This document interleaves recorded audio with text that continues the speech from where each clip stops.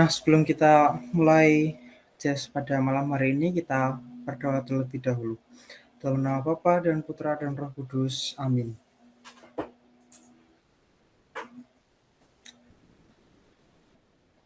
Doa Santo Thomas Aquinas belum belajar. Ya pencipta yang terperikan, dari harta kebijaksanaanmu, engkau menunjuk tiga hierarki malaikat, menempatkan mereka di atas surga yang tertinggi, dalam rancangan yang menakjubkan, dan menyebarkan dengan indah bagian-bagian yang berbeda dari alam semesta. Aku berkata, Dikau yang sungguh adalah sumber terang dan kebijaksanaan, berkenanlah untuk menuangkan di atas akal budiku sinarmu yang cemerlang, dan hapuskanlah dariku kegelapan ganda di mana aku dilahirkan, yakni dosa dan kebodohan. Dikau yang membuat fasih lidah bayi-bayi, didiklah lidahku, dan tuangkanlah rahmat kebaikanmu di atas bibirku. Anugerahkanlah kepadaku pengertian yang tajam, kapasitas untuk mengingat, metode dan kemudahan dalam belajar, penafsiran yang mendalam, dan kefasihan dalam berbicara. Instruksikanlah permulaannya, arahkanlah prosesnya, selesaikanlah akhirnya. Dikau yang sungguh Allah dan sungguh manusia yang hidup dan berkuasa sepanjang segala masa. Amin. Pemilihan kepada Bapa dan Putra dan Roh Kudus, seperti pada permulaan, sekarang, selalu dan sepanjang segala abad. Amin. Santo Agustinus dari Hippo, doakanlah kami. Santo Hieronymus, doakanlah kami. Santo Yohanes Kristus Tomus, doakanlah kami. Amin. Dalam nama Bapa dan Putra dan Roh Kudus. Amin. Sebelum kita masuk pada pengajaran, kita awali dengan Katekismus Gereja Katolik dari 83 sampai 84. Hubungan antara tradisi dan kitab suci. Tradisi apostolik dan gerejani. Tradisi yang kita bicarakan di sini berasal dari para rasul yang meneruskan apa yang mereka ambil dari ajaran dan contoh Yesus dan yang mereka dengar dari Roh Kudus. Generasi Kristen yang pertama ini belum mempunyai perjanjian baru yang tertulis, dan perjanjian baru itu sendiri memberi kesaksian tentang proses tradisi yang hidup itu. Tradisi-tradisi teologis, disipliner, liturgis atau religius yang dalam gelindingan waktu terjadi di gereja-gereja setempat bersifat lain. Mereka merupakan ungkapan-ungkapan tradisi besar yang disesuaikan dengan tempat dan zaman yang berbeda-beda. Dalam terang tradisi utama dan di bawah bimbingan wewenang mengajar gereja. Tradisi-tradisi konkret itu dapat dipertahankan, diubah, atau juga dihapus. Penafsiran warisan iman. Warisan iman dipercayakan kepada seluruh gereja, pusaka suci, iman, depositum fidei yang tercantum dalam tradisi suci dan di dalam kitab suci, dipercayakan oleh para rasul kepada seluruh gereja. Dan berpegang teguh padanya, seluruh umat suci bersatu dengan para gembala mereka dan tetap bertekun dalam ajaran para rasul dan persekutuan, dalam pemecahan roti dan doa-doa. Dengan demikian dalam mempertahankan, melaksanakan, dan mengakui iman yang diturunkan itu, timbullah kerukunan yang khas antara para uskup dan kaum beriman. Di Verbum artikel yang ke-10. Kita akan awali dengan membaca perikop pada malam hari ini, Keluaran bab 17 ayat 1 sampai 18 ayat 27. Bangsa Israel di Masa dan di Meriba. Menang melawan orang Amalek dan pengangkatan hakim-hakim. Kemudian berangkatlah segenap jemaah Israel dari padang gurun Sin, berjalan dari tempat persinggahan ke tempat persinggahan, sesuai dengan titah Tuhan. Lalu berkemahlah mereka di Rafidim, tapi di sana tidak ada air untuk diminum bangsa itu. Jadi, mulailah mereka itu bertengkar dengan Musa. Kata mereka, berikanlah air kepada kami supaya kami dapat minum. Tapi Musa berkata kepada mereka, mengapakah kamu bertengkar dengan aku? Mengapakah kamu mencobai Tuhan? Hauslah bangsa itu akan air di sana. Bersungut-sungutlah bangsa itu kepada Musa dan berkata, mengapa pula engkau memimpin kami keluar dari Mesir untuk membunuh kami, anak-anak kami dan ternak kami dengan kehausan? Lalu berseru-serulah Musa kepada Tuhan katanya, apakah yang akan kulakukan kepada bangsa ini? Sebentar lagi mereka akan melempari aku dengan batu. Berfirmanlah Tuhan kepada Musa, berjalanlah di depan bangsa itu, dan bawalah beserta engkau beberapa orang dari antara para tua-tua Israel. Bawalah juga di tanganmu tongkatmu yang kau pakai memukul sungai Nil dan pergilah. Maka aku akan berdiri di sana di depanmu, di atas gunung batu di Horeb. Haruslah kau pukul gunung batu itu, dan dari dalamnya akan keluar air sehingga bangsa itu dapat minum. Demikianlah diperbuat Musa di depan mata tua-tua Israel. Dinamailah tempat itu Masa dan Meriba. Oleh karena orang Israel telah bertengkar dan oleh karena mereka telah mencobai Tuhan dengan mengatakan, adakah Tuhan di tengah-tengah kita atau tidak? Lalu datanglah orang Amalek dan berperang melawan orang Mesir, orang Israel di Rafidim. Musa berkata kepada Yosua, pilihlah orang-orang bagi kita, lalu keluarlah berperang melawan orang Amalek.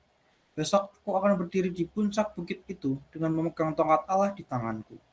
Lalu Yosua melakukan seperti yang dikatakan Musa kepadanya dan berperang melawan orang Amalek. Tapi Musa, Harun, dan Hur telah naik ke puncak bukit. Dan terjadilah, apabila Musa mengangkat tangannya, lebih kuatlah Israel. Apabila ia menurunkan tangannya, lebih kuatlah Amalek. Maka penatlah tangan Musa, sebab itu mereka mengambil sebuah batu, diletakkan di bawahnya supaya ia duduk di atasnya.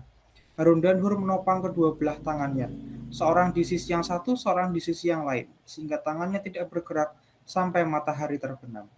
Demikianlah Yosua mengalahkan Amalek dan rakyatnya dengan mata pedang. Kemudian berfirmanlah Tuhan kepada Musa, tuliskanlah semuanya ini dalam sebuah kitab sebagai tanda peringatan, dan ingatlah ke telinga Yosua bahwa aku akan menghapuskan sama sekali ingatan kepada Amalek dari kolong langit. Lalu Musa mendirikan sebuah mezbah dan menamainya, Tuhanlah panji-panjiku. Ia berkata, tangan di atas panji-panji Tuhan. Tuhan berperang melawan Amalek turun-temurun. Kedengaranlah kepada Yitro, imam di Midian, mertua Musa, segala yang dilakukan Allah kepada Musa dan kepada Israel umatnya, yakni bahwa Tuhan telah membawa Israel keluar dari Mesir. Lalu Yitro mertua Musa membawa serta Sipora, istri Musa yang dahulu disuruh Musa pulang. Dan kedua anak laki-laki Sipora yang seorang bernama Gersom, sebab kata Musa, aku telah menjadi seorang pendatang di negeri asing.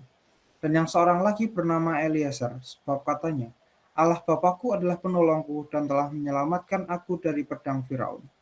Ketika Yitro mertua Musa beserta anak-anak dan istri Musa sampai kepadanya di padang gurun, tempat ia berkemah dekat gunung Allah, disuruhnya lah mengatakan kepada Musa, aku mertuamu Yitro datang kepadamu, membawa istrimu beserta kedua anaknya. Lalu keluarlah Musa, menyongsong mertuanya itu, sujudlah ia kepadanya dan menciumnya. Mereka menanyakan keselamatan masing-masing, lalu masuk ke dalam kemah. Sesudah itu Musa menceritakan kepada mertuanya segala yang dilakukan Tuhan kepada Firaun dan kepada orang Mesir karena Israel, dan segala kesusahan yang mereka alami di jalan dan bagaimana Tuhan menyelamatkan mereka. Bersikalah Yitro tentang segala kebaikan yang dilakukan Tuhan kepada orang Israel, bahwa ia telah menyelamatkan mereka dari tangan orang Mesir. Lalu kata Yitro, terpujilah Tuhan yang telah menyelamatkan kamu dari tangan orang Mesir dan dari tangan Firaun. Sekarang aku tahu bahwa Tuhan lebih besar dari segala Allah, sebab ia telah menyelamatkan bangsa ini dari tangan orang Mesir, karena memang orang-orang ini telah bertindak angkuh terhadap mereka. Dan Yitro, mertua Musa, mempersembahkan korban bakaran dan beberapa korban sembelihan bagi Allah. Lalu Harun dan semua tua-tua Israel datang untuk makan bersama-sama dengan mertua Musa di hadapan Allah. Keesokan harinya duduklah Musa mengadili di antara bangsa itu, dan bangsa itu berdiri di depan Musa dari pagi sampai petang. Ketika mertua Musa melihat segala yang dilakukannya kepada bangsa itu, berkatalah ia, apakah ini yang kau lakukan kepada bangsa itu? Mengapakah engkau seorang diri saja yang duduk, sedang seluruh bangsa itu berdiri di depanmu dari pagi sampai petang? Kata Musa kepada mertuanya itu, sebab bangsa ini datang kepadaku untuk menanyakan petunjuk Allah. Apabila ada perkara di antara mereka, maka mereka datang kepadaku, dan aku mengadili antara yang seorang dan yang lain. Lagi pula, aku memberitahukan kepada mereka ketetapan dan keputusan-keputusan Allah. Tapi mertua Musa menjawabnya, tidak baik seperti yang kau lakukan itu. Engkau akan menjadi sangat lelah, baik engkau, baik bangsa yang beserta engkau ini. Sebab pekerjaan ini terlalu berat bagimu, takkan sanggup engkau melakukannya seorang diri saja. Jadi sekarang dengarkanlah perkataanku. Aku kan memberi nasihat kepadamu dan Allah akan menyertai engkau. Adapun engkau, wakililah bangsa itu di hadapan Allah, dan kau hadapanlah perkara-perkara mereka kepada Allah. Kemudian haruslah engkau mengajarkan kepada mereka ketetapan-ketetapan dan keputusan-keputusan, dan memberikan kepada mereka jalan yang harus dijalani dan pekerjaan yang harus dilakukan. Di samping itu, kau carilah dari seluruh bangsa itu orang-orang yang cakap dan takut akan Allah, orang-orang yang dapat dipercaya dan yang benci kepada pengejaran suap. Tempatkanlah mereka di antara bangsa itu menjadi pemimpin 1.000 orang, pemimpin 100 orang, pemimpin 50 orang, dan pemimpin 10 orang. Dan sewaktu-waktu mereka harus mengadili di antara bangsa, maka segala perkara yang besar haruslah dihadapkan mereka kepadamu. Tetapi segala perkara yang kecil diadili mereka sendiri. Dan demikian mereka meringankan pekerjaanmu dan mereka bersama-sama dengan engkau turut menanggungnya. Jika engkau berbuat demikian dan Allah memerintahkan hal itu kepadamu, maka engkau akan sanggup menahannya, dan seluruh bangsa ini akan pulang dengan puas senang ke tempatnya. Musa mendengarkan perkataan mertuanya itu dan dilakukannya lah segala yang dikatakannya.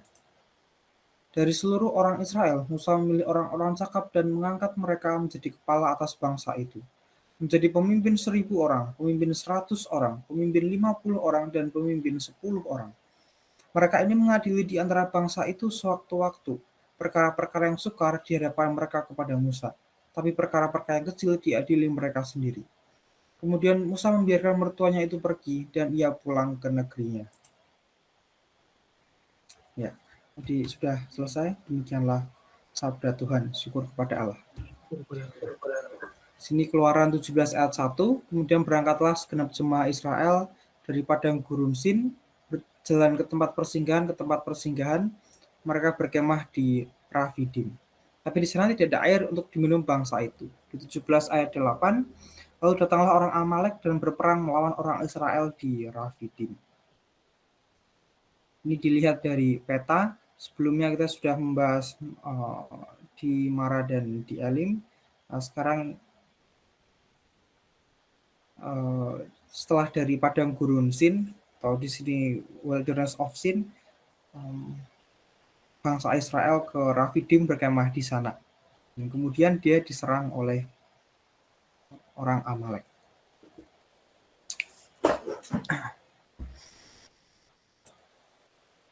Ya, adakah yang bisa kita pelajari dari sikap bangsa Israel atau Musa, demikian juga sikap Tuhan? Boleh juga teman-teman sharingkan yang lainnya, atau juga mau memberi kesaksian, atau juga mau bertanya. Silahkan. Ya, saya ada sedikit, Mas. Silahkan. Oke. Yang menarik itu di Keluaran 17 ayat 7. Yang dimana perkataan yang menarik itu adalah ketika mereka bicara, adakah Tuhan di tengah-tengah kita atau tidak. Nah, ini saya melihatnya ini seperti apa ya, merefleksikan kehidupan saya. Kadang saya juga pernah bertanya seperti itu juga sih. Maksudnya bener nggak ya Tuhan, apakah Tuhan itu ada di situasi seperti ini gitu. Kalau dalam situasi senang sih enak-enak aja yang ngomongnya ya, maksudnya ya pasti Tuhan ada gitu. Tapi kita melihat dari kasus ini tuh berarti ketika saat-saat susah gitu. Jadi ini ngingetin kita supaya jangan mencobai Tuhan dengan ya seperti itu, melihat situasi yang susah, sulit itu, namun kita mempertanyakan apakah Tuhan benar-benar ada. Nah, ini yang bikin Tuhan juga nggak suka gitu. Nah, ya itu yang saya dapat dari ayat yang itu 17 ayat 7.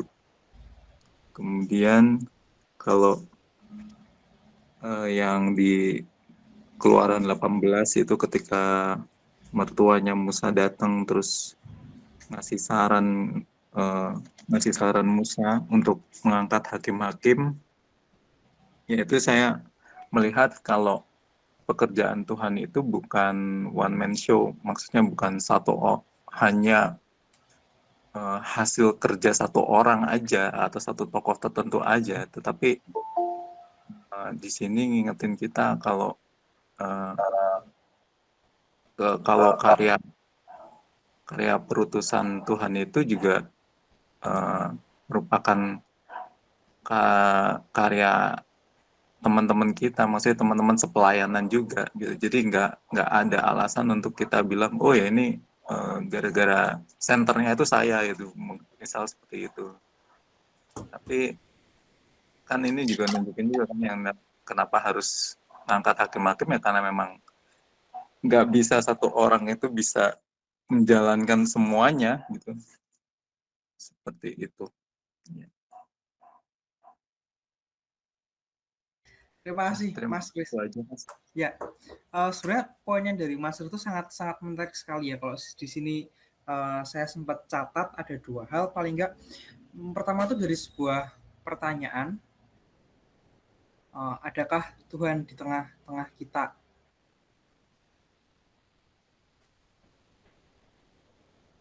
Gitu ya.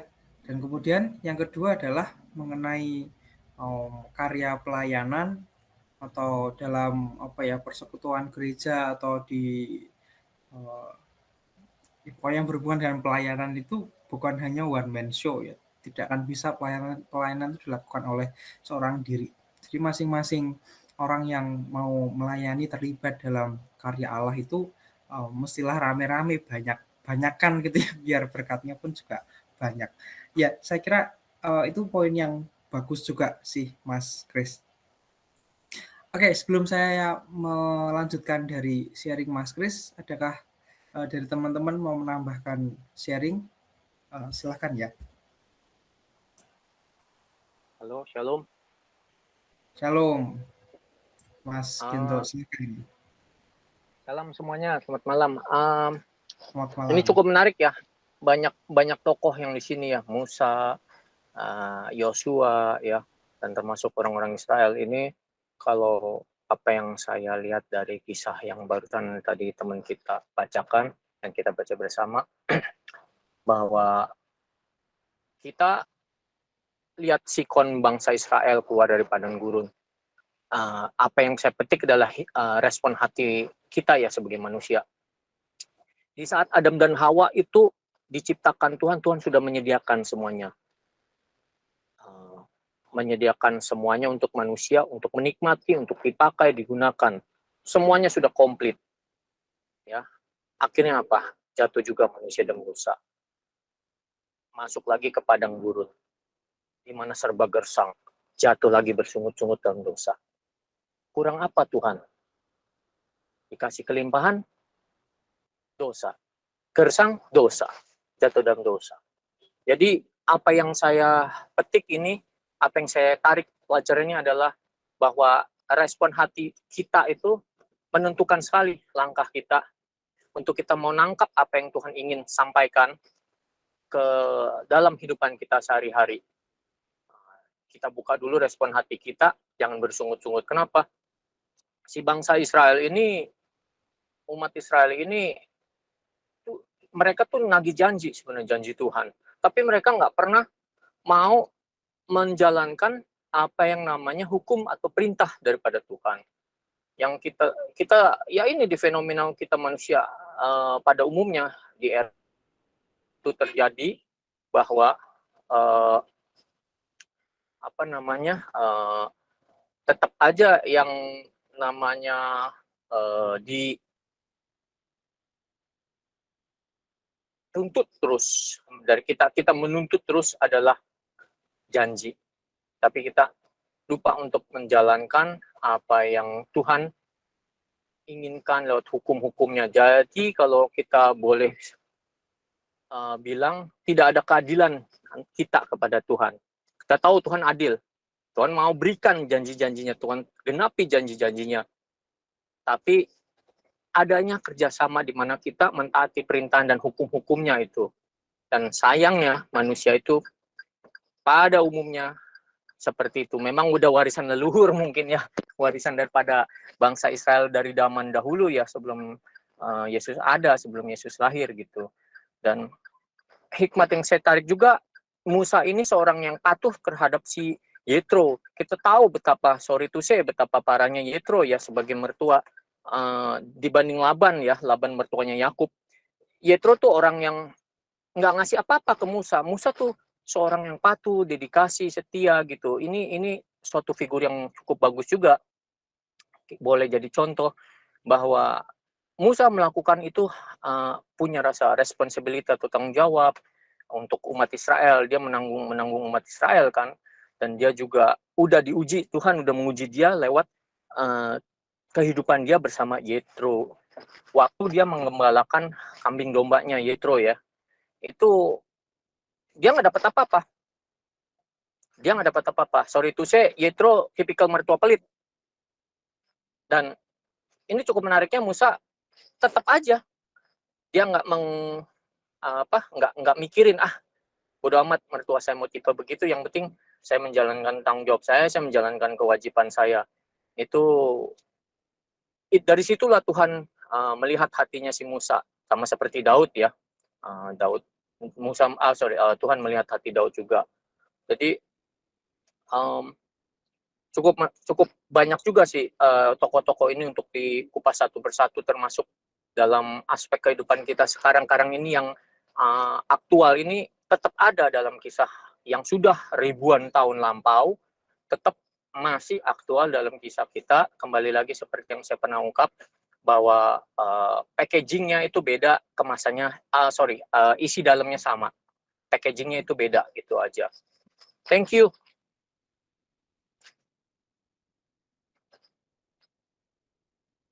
Oke, sorry tadi saya lempar kayaknya ya. Thank you Mas Ginto. Tapi kira-kira yang disampaikan juga sangat itu ya, relevan dengan kehidupan kita juga. Kesetiaan ya untuk terhadap tanggung jawab dan lain sebagainya. Oke. Terkait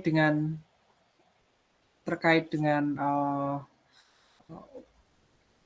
tadi sharing dari Mas Kris, kan adakah Tuhan di tengah kita, dan kemudian yang kedua juga mengenai pelayanan. Itu juga yang saya juga tanyakan gitu ya. Itu pun saya juga pernah melewati masa itu juga. Kemudian yang kedua mengenai pelayanan, kalau tadi Mas Kris mengatakan atau menyoroti bahwa nggak bisalah ketika satu acara tuh hanya kemudian itu semua karena saya gitu kan, sehingga acara ini bisa berjalan. Nah, tapi di lain sisi itu juga yang kalau saya temui dalam gereja, entah di komunitas kur, entah panitia Paskah Natal, entah panitia begitu, mereka itu banyak juga yang apa istilahnya marah atau baper karena ditinggalkan teman-temannya gitu. Jadi merasa kerja sendirian, nggak ada siapa-siapa, terus akhirnya tidak lagi mau melayani. Karena males lah aku melayani, orang-orangnya pada nggak jelas, nggak tanggung jawab gitu kan. Di saatnya meninggalkan semua. Dan kemudian muncul istilahnya pemikiran-pemikiran, apa sih arti pelayanan, apaan sih saya pelayanan di sini ya gitu, yang gitu-gitu. Tapi yang sering terjadi atau yang saya temui di gereja itu ya kira-kira begitu semua. Orang-orang yang dulu kayaknya dulu tuh rajin banget ya, terus sekarang kok nggak mau, kenapa ditanya gini kok nggak mau, kenapa, itu ya karena lagi-lagi saya mengatakan dalam tanda kutip ya sakit hati itu. Lah jangan-jangan kalau aku melayani ntar ditinggal lagi, kerja sendiri lagi kayak gitu. Dan itu mungkin yang sangat sering terjadi juga, bahwa di kehidupan pelayanan, apalagi yang sifatnya eventual gitu ya, yang sifatnya eventual hanya satu hari tapi dibuat besar tuh ya begitu itu. Banyak orang, mengundang banyak orang juga, panitianya juga banyak, pesertanya banyak, terus kemudian tidak semuanya itu punya etos kerja atau panggilan yang sama di pelayanan. Ya satu demi satu akhirnya aku kayaknya kerjanya cuma sendirian ya, ada 9 divisi yang kerja cuma 9 orang, yaitu ketua divisinya aja. Besoknya udah aku nggak mau jadi ketua divisi lagi ya gitu. Itu kan sering terjadi gitu di gereja atau biasanya anak-anak OMK, padahal ya nggak cuma OMK sih sebenarnya, bahkan orang tua pun juga banyak. Itu saya bicara umum aja, seperti itu. Bahkan saya pun juga pernah begitu ya, marah-marahin juga waktu saya jadi badan pengurus BP di KMK ITB, ya sama juga. divisinya cuma ada 7, yang kerja cuma 7 aja kan, anggotanya kemana? Nah, tapi setidaknya dari satu fenomena ini tuh yang bisa kita pelajari adalah kalau pertanyaannya terus kalau kayak gitu salah siapa Mas? Itu kan kalau ada adik kelas nanya ke saya atau siapa gitu yang bertanya, terus kalau kayak gitu salah siapa? Ya itu akan jadi susah sekali untuk dijawab. Apakah kita mesti menjawab dari, oh mungkin acaranya yang kurang menarik, acaranya kurang relevan, KMK-nya harusnya bisa hadir dalam sisi yang lain. Ya, satu sisi iya betul gitu, tapi saya lebih lebih apa ya, lebih ingin menjawab, lebih ingin menyoroti dari sisi ya bagaimana leadership dari masing-masingnya itu tuh bisa bisa bertumbuh dan berkembang di sana. Bagaimana orang tuh bisa mengikuti visimu. Nah, kira-kira kan begitu. Kalau sebagai ketua terus memimpin satu divisi, bahkan ketuanya sendiri aja nggak tahu harus ngapain di divisi itu, ya selesai lah, tanpa ada tujuan, tanpa ada gagasan yang di atau ada tujuan yang ingin dicapai, ya pasti divisi itu akan bubar gitu loh. Ya kira-kira mengenai pelayanan itu memang jadi satu poin yang sangat menarik untuk dibahas, karena perilaku orang-orang di pelayanan itu macam-macam lah. Entah entah saya misalkan gini ya, saya misalkan dengan Kak Bertu satu kantor gitu kan, baik-baik, itu orang kerjanya mantep ya, luar biasa bener gitu kan. Terus saya ajak di pelayanan tuh bisa aja aneh-aneh aja. Oh ternyata lebih begini, lebih begitu. Datang kalau pas makan ya misalnya kan kira-kira kayak gitu. Itu kan juga ada. Jadi itu apa ya, banyak sekali sifat-sifat aslinya orang itu ya ketika justru di pelayanan gitu. Karena ya kalau di kantor, di pekerjaan tentu kan kita punya, istilahnya punya apa ya, kalau saya tidak lagi bekerja di sini, ya bagaimana saya dapat makan lah, kira-kira ya begitu, kayak gitu ya. Kalau kerjaan ya dibayar, sehingga kita kan yang penting aku jangan kehilangan ini itu lah. Tapi kalau di pelayanan kan nothing tulus, ya sudahlah ya gitu. Terus kemudian yang di sisi yang lainnya juga kita bisa melihat sebenarnya bahwa ini sebenarnya menyambung yang kedua ya, yang kedua tuh mengenai kriteria itu loh. Sebentar. Kriteria dari Yitro. Mana tadi ayatnya? Nah, ini 18 ayat 21. Di sini tuh kita bisa saya simpulkan tuh ada empat kualitas atau ada 4 kriteria yang ditawarkan oleh Yitro kepada Musa untuk menjadi pendampingnya, menjadi hakim-hakim itu ya. Tadi kita memang sudah tahu bahwa itu tuh bahwa itu hakim-hakim. Yang pertama itu dia haruslah orang-orang yang cakap, dan yang kedua dia harus takut akan Allah dulu. Dan yang ketiga, dia tuh orang-orang yang dapat dipercaya, iya. Jadi mereka tuh harus hidup dalam kebenaran, terikat dengan kebenaran itu sendiri sehingga mereka dapat dipercaya, diajarkan ketetapan dan keputusan-keputusan Allah. Dan yang keempat adalah mereka yang benci kepada pengejaran suap. Ini saya juga nggak tahu apakah di teks aslinya tuh ngomongnya pengejaran suap gitu ya. Kok bahasanya sangat modern sekali ya, tapi kita bisa kalau bahasanya lebih itu lagi, bebas dari korupsi gitu ya, tidak mudah diituin oleh uang gitu, bebas dari apa namanya, kalau korupsi itu kaitannya dengan ketamakan kali ya, dikaitkan dengan 7 dosa pokok itu mungkin dengan ketamakan, jadi bebas dari rasa tamak, rasa sombong, rakus bahasanya lebih tepat dari kerakusan itu. Nah, terkait dengan pelayanan tadi, barangkali kalau saya merefleksikan atau menjawab pertanyaan tadi mengenai, loh, terus kalau orang-orang di pelayanan itu kira-kira mestinya gimana sih yang bisa melayani? Ya, semua orang tuh memang dapat melayani, tapi setidaknya bahwa kita tuh mesti punya mindset bahwa ketika saya melayani, saya tuh harus juga apa ya? Saya tuh harus juga berubah dari sisinya saya juga itu. Misalkan sebelum saya menjadi apa ya, pemateri di jazz ini dengan sesudah saya menjadi pemateri di jazz ini tuh apa bedanya? Apakah saya jadi lebih sering baca Alkitab? Apakah saya lebih sering berdoa lah misalkan gitu. Nah, ternyata paling tidak ada 4 hal ini yang bisa kita capai bersama, Ibu Bapak, teman-teman sekalian. Dan inilah pentingnya komunitas, bahwa kita tuh menjadi cakap dan terutama tuh takut akan Allah dulu.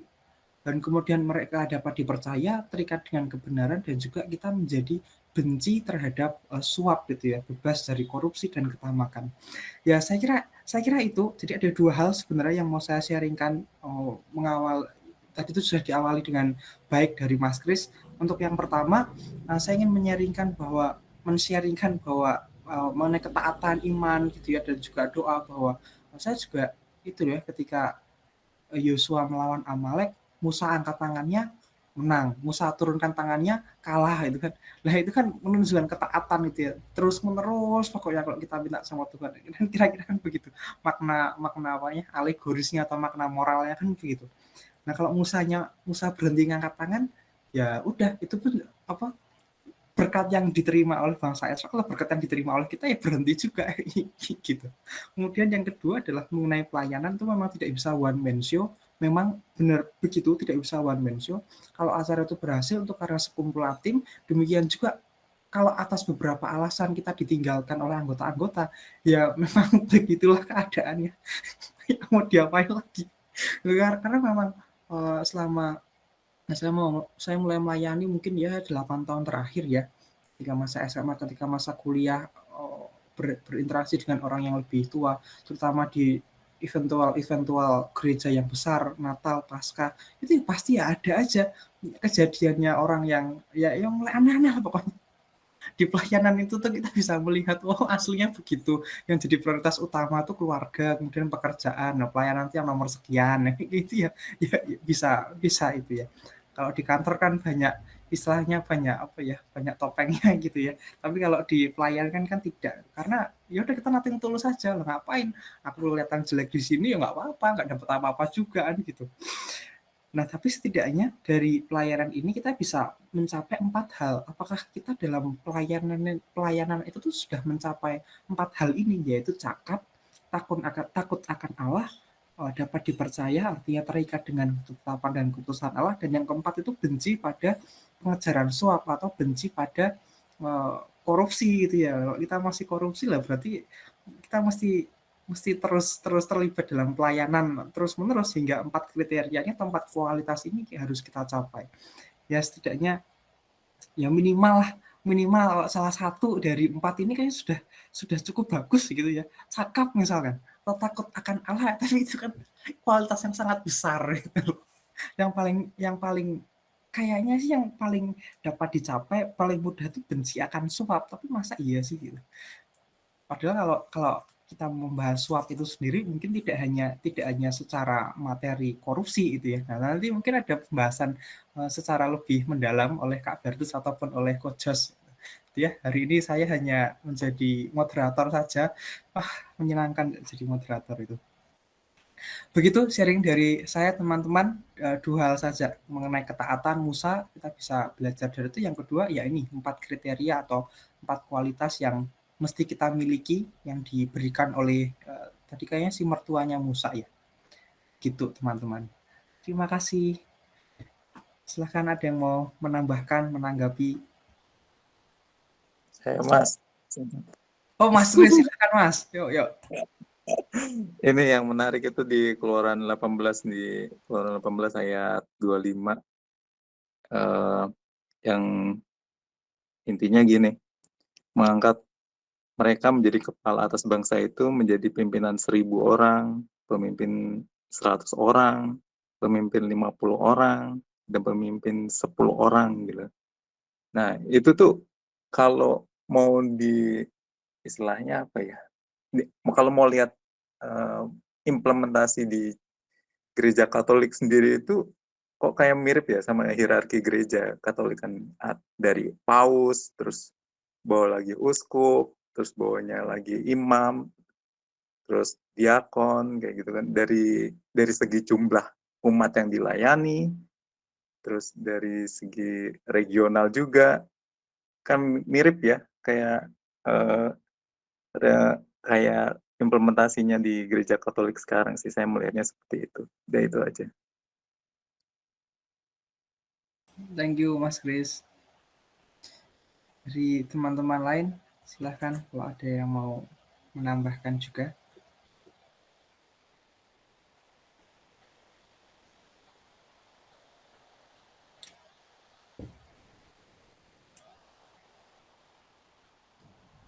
Sedikit mungkin ya.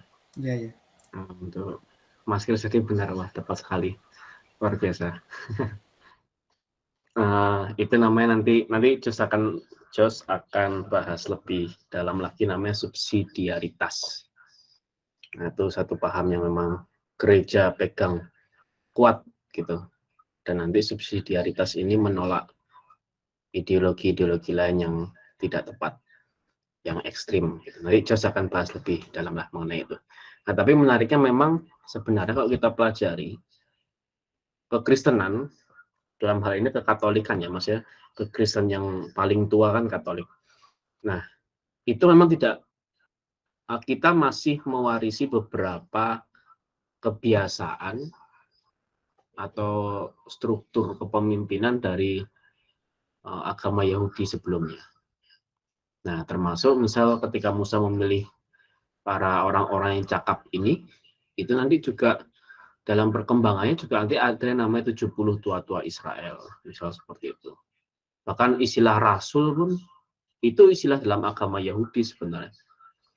Jadi bukan original bahasa dari kekristenan rasul itu. Rasul itu istilah dalam agama Yahudi. Gitu. Dan kita menyerap itu, gitu ya, menyerap istilah rasul itu. Dan nanti benar ketika dalam kisah rasul pun para rasul itu sudah memilih para episkop atau penilik rumah Allah. Episkop, bahasa Indonesia yang tepatnya uskup. Lalu nanti dipilih juga para presbiter atau penatua jemaat. Presbiter di Indonesia mungkin lebih dikenal dengan istilahnya pastor ya, presbiter. Kemudian selain presbiter ada namanya diakon. Kisah para rasul juga istilah diakon tidak dirubah, begitu ya. Nah, ini terus berlangsung sampai sekarang. Jadi memang benar. Jadi itu istilah para rasul pun diadopsi dari agama Yahudi zaman itu. Dan para rasul sendiri sejak abad pertama, sejak kisah para rasul bisa kita baca, para rasul sendiri memilih para uskup. Di bawah para uskup adalah para presbiter atau para pastor. Di bawah para pastor adalah para diakon. Dan itu bahkan masih diwarisi oleh gereja yang satu, kudus, katolik, dan apostolik sampai saat ini. Nah, itu luar biasa ya. Ini malam hari ini kita akan melihat kekerenan dari gereja Katolik lagi ya, satu hal juga. Nah, nanti akan dibahas sedikit. Terima kasih Mas Kris. Monggo silakan yang lain, masih ada 10 menit untuk sharing nih. Monggo.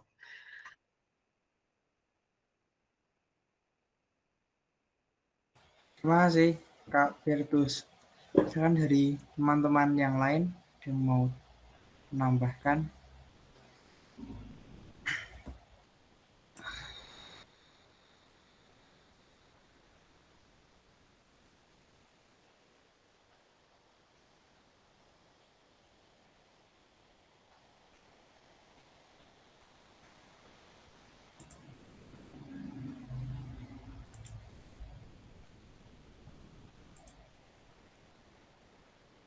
Oh, Kak Yusni, silakan Kak. Oke, tadi tergelitik sedikit ya. Siapa sih tadi yang ngomong ya, si Gento ya tadi ya. Musa nih punya mertua nih, wah pelit lah apa dan segala macam gitu ya. Wah, ini sedikit agak-agak ini juga saya penasaran bener nggak nih dia ngomong. Yitro ini bukan orang sembarangan sih ya kalau kita baca di sini. Dia itu seorang imam. Jadi Musa ini menikahi anaknya imam. Jadi kalau dibilang Yitro tuh pelit dan segala macam, ya kita nggak tahu ya. Tapi apa yang dilakukan Yitro itu luar biasa ya. Dia seorang ini juga seorang ya tadi kalau Leo tadi bilang orang yang takut Tuhan ya termasuk gitu ya. Nah di sini dan Musa pun orang yang sungguh besar ya, seorang nabi besar. Tapi dia nggak mempersoalkan mertuanya itu pelitkah atau bagaimana, enggak. Jadi ini ketemunya itu mantep banget lah. Musa seorang yang takut Tuhan, ketemu mertua takut Tuhan. Nah, kalian baca deh itu kolaborasinya. Itu luar biasa. Jadi di sini bukan bicara tentang wow, kok kayak gitu ya mertuanya, enggak. Musa ini sopan banget sama mertuanya. Dia datang kan menyongsong mertuanya, sujudlah ia kepadanya dan menciumnya. Mereka menanyakan keselamatan masing-masing lalu masuk ke dalam kemah gitu. Jadi Musa ini memiliki sikap tuh luar biasa juga gitu ya. Ya terlepas mertuanya itu kayak apa gitu ya, terlepas mertuanya itu nggak ngasih apa-apa sama dia, dia nggak pentingin karena memang kita siapapun kita di sini nantinya kalau kita menikah, teman-teman yang menikah, nggak peduli ya mertuamu tuh kayak apa gitu. Kalau kamu memutuskan nikah, ya kamu siap dengan kamu punya mertua macam apa bentuknya gitu. Nah, tapi ini luar biasa. Ya, bukan jadi mertua yang nggak takut Tuhan ya. Ini yang paling penting itu. Sesudah itu Musa menceritakan kepada mertuanya segala yang dilakukan Tuhan kepada Firaun dan kepada orang Mesir karena Israel dan segala kesusahan yang mereka alami di jalan dan bagaimana. Bayangin ya mertua sama menantu bisa ngobrol. Itu apa namanya? Sepikiran, sehati. Nah, enak nggak tuh? Enak. Bapak mertua sama anak menantu ngomong bicara soal kayak gitu. Coba bersukacitalah Yitro, bayangin tentang segala kebaikan dilakukan Tuhan kepada Israel. Itu kena banget tuh ya, itu kena banget. Jadi punya teman seperjalanan bapak mertua kita tuh pun seorang yang takut Tuhan. Nah itu sesuatu yang luar biasa. Dan aku bersyukur, aku bersyukur gitu ya. Dan kita tuh harus belajar dari sikapnya Yitro juga gitu ya. Enggak selama-lamanya, kadang ada orang tua tuh begini, memaksakan anaknya itu memang beriman, apalagi sekelas Musa gitu ya. Enggak mungkin Yitro ini nggak tahu Musa ini kayak apa kalibernya gitu ya. Nah, terus nggak mungkin, wah kamu perlu apa? Kamu saya sediain ini, saya sediakan ini, nggak begitu. Karena Musa ini kalibernya tinggi, laut aja dia bisa belah, apa aja tongkatnya itu bisa jadi gitu loh. Ini udah sakti mandraguna nih orang gitu ya. Nah, ini terus makanya Yitro langsung menyambut bersukacita lagi Yitro tentang segala kebaikan dilakukan Tuhan kepada orang Israel bahwa ia telah menyelamatkan mereka dari tangan orang Mesir. Jadi sebenarnya Musa ini jadi kado buat Yitro. Yitro ini pun jadi kado buat Musa. Jadi udah layak dan sepantasnya ya. Kita jangan satu ya nggak boleh. Kalau belakang-belakang ini saya banyak belajar tentang sama sekali saya kasih pesan ke banyak orang-orang yang di sekitar saya yang mau nikah gitu ya. Jangan banyak berharap sama mertuamu, siapa-siapamu, apamu segala enggak. Kamu tetap harus berharap sama Tuhan. Sekalipun hebatnya mertuamu, sekalipun hebatnya mungkin bapakmu, nah orang tuamu, nggak boleh kita nggak boleh kita berharap sama manusia sekalipun itu orang tua kita karena mereka tetap still manusia yang bisa mengecewakan. Tetap pengharapan kita tuh sama Tuhan gitu loh. Musa ini juga seseorang yang luar biasa ya. Dia bayangin ya di tengah-tengah kondisi yang udah susah kayak gitu, bisa-bisanya orang Israel kalau kita baca tadi di Keluaran 17 tuh bisa-bisanya kamu ini gimana sih Musa? Kenapa kok kamu mengeluarkan kita dari Mesir dan sampai sekarang dia itu orang tuh ngomel-ngomel, mengeluh dan mungkin bersungguh-sungguh juga iya ya mengutukin Musa dan segala macam. Musa ini sabarnya luar biasa ya. Sabarnya luar biasa sampai dia cuma diam dan dia ngomong sama Tuhan. Gitu ya, dia ngomong apa yang harus saya lakukan. Terus Tuhan bilang mana. Yang ngomel-ngomel tadi mana? Ini aja marahin aja. Enggak begitu. Malah Tuhan kasih tahu sama mereka. Bayangin ya, Tuhan sesabar itu. Ya, Tuhan sesabar itu dan Musa sesabar itu. Coba. Kalau nggak punya relasi yang intim sama Tuhan, nggak mungkin sebegitunya Musa ini ya. Ketemu lagi sama mertuanya yang begitu lagi. Dan aku pikir ini that's amazing lah. Ini karya Tuhan yang besar kalau menurut aku perjalanan kisah Musa ini ya. Kebayang kalau Musa itu ketemu mertua yang tidak takut Tuhan dan itu beda lagi ceritanya gitu ya. Nah, Yitro apa yang dilakukannya? Kalau nggak salah Yitro bilang gini, bersukacita lagi Yitro tentang segala kebaikan dilakukan Tuhan kepada Israel bahwa ia telah menyelamatkan mereka dari tangan orang Mesir. Lalu kata Yitro, terpujilah Tuhan yang telah menyelamatkan. Iya, sekarang aku tahu bahwa Tuhan lebih besar dari segala Allah sebab ia telah menyelamatkan bangsa. Iya, itu ya. ungkapan rasa syukur Yitro gitu ya. Dan dia mempersembahkan korban bakaran. Bayangin ya, ucapan syukurnya dia mempersembahkan korban bakaran kepada Allah karena dia melihat pekerjaan tangan Tuhan yang besar atas menantunya Musa. Bayangin ya, itu udah lebih dari anak bisa dibilang. Nah, hubungan yang luar biasa menurut aku. Udahlah, Musa ini udah ya, dia lebih, bahkan kalau bisa dibilang Musa ini lebih besar dari Yitro ya, karena seluruh siapapun mengakui ya kehebatan Musa, mau agama apapun, mau suku apapun, dari abad ke abad sampai detik ini pun nggak ada yang sehebat Musa gitu ya. Musa beda kalau Yesus ya. Yesus memang anak Allah, memang Allah sendiri yang turun ke dunia, tapi yang manusia, realnya manusia. Wah, itu Musa ini salah satu the biggest kalau aku pikir. Nabi yang sangat besar ya, dan dia punya hati yang besar. Emangnya gampang untuk memimpin, ya tadi itu memimpin, bikinlah kamu pemimpin-pemimpin yang dari 1.000 orang, 100 orang, 50 orang. Kita mimpin diri kita aja tuh susah.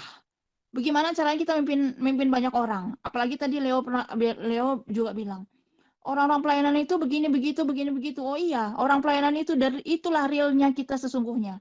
Bagaimana kita bekerja tanpa money, tidak dibayar. Disitulah bentuk ungkapan hati kita yang sesungguhnya.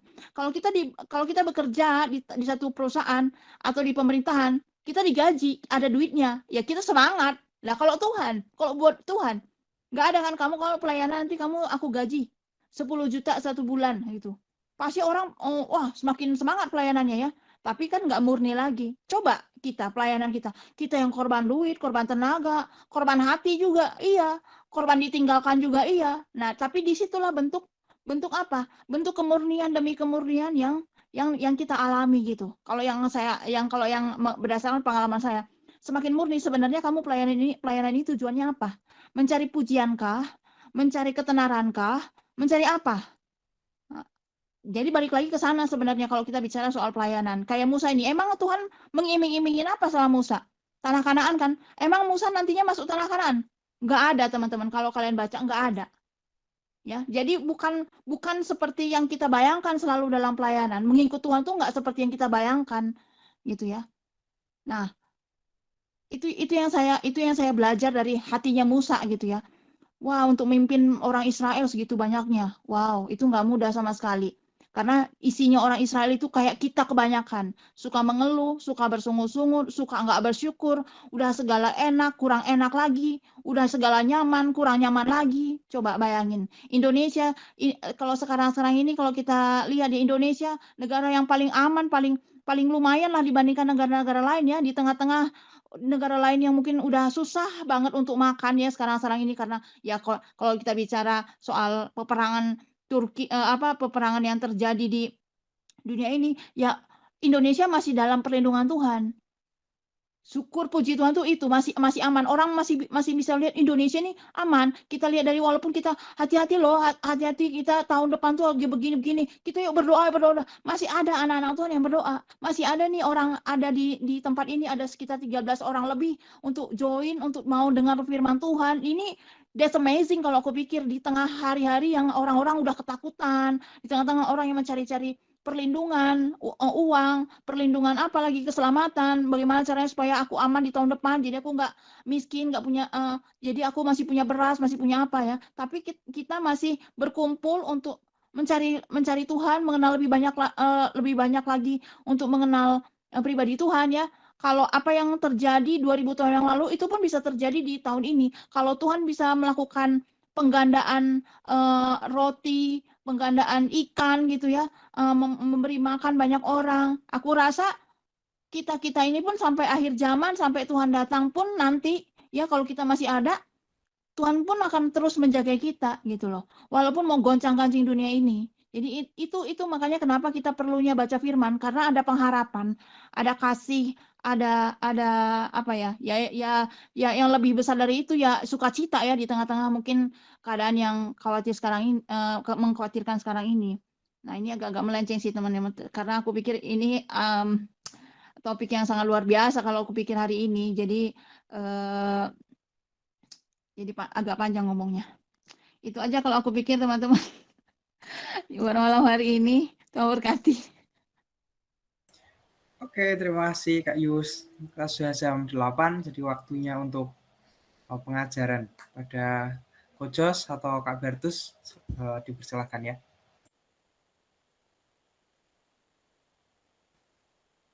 Tes.